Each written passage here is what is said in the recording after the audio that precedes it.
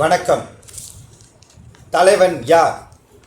தலைவன் என்பது பதவியோ அல்லது அதிகாரமோ அல்ல. மக்களின் நம்பிக்கையை சுமக்கும் பொறுப்பு.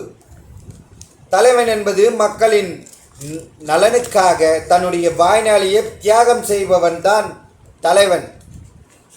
ஒரு உண்மையான தலைவன் என்பது தனக்கு அடிமையை தேடுபவன் அல்ல. மக்களிடமிருந்து உணர்வுகளையும் தேவைகளையும் புரிந்து அதற்கான தீர்வுகளை உருவாக்குபவன் தான் உண்மையான தலைவன். சிறந்த தலைவர்களின் எடுத்துக்காட்டு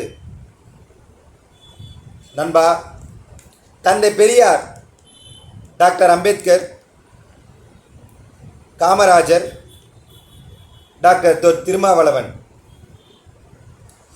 சமத்துவமும் சிந்தனையும் சுதந்திரமும் கல்வியும் சுயமரியாதையும் சட்டமும் கல்வி வாய்ப்பும் எளிமையான தலைமையும் சமூக நீதியும் பெற்று தந்தவர்கள்.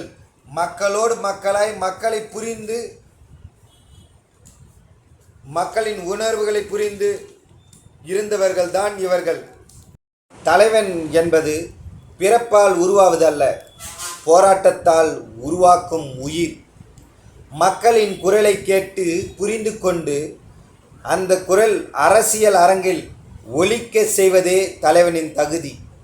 தலைவன் என்பது அரண்மனையில் இருப்பவன் அல்ல, மக்களின் மத்தியில் இருப்பவன். அவருக்கு பாதுகாப்பு தேவையில்லை, மக்கள்தான் அவருடைய பாதுகாப்பு. அவன் பேசும் சொற்கள் மக்களின் வழிகளில் இருந்து பிறந்தவை.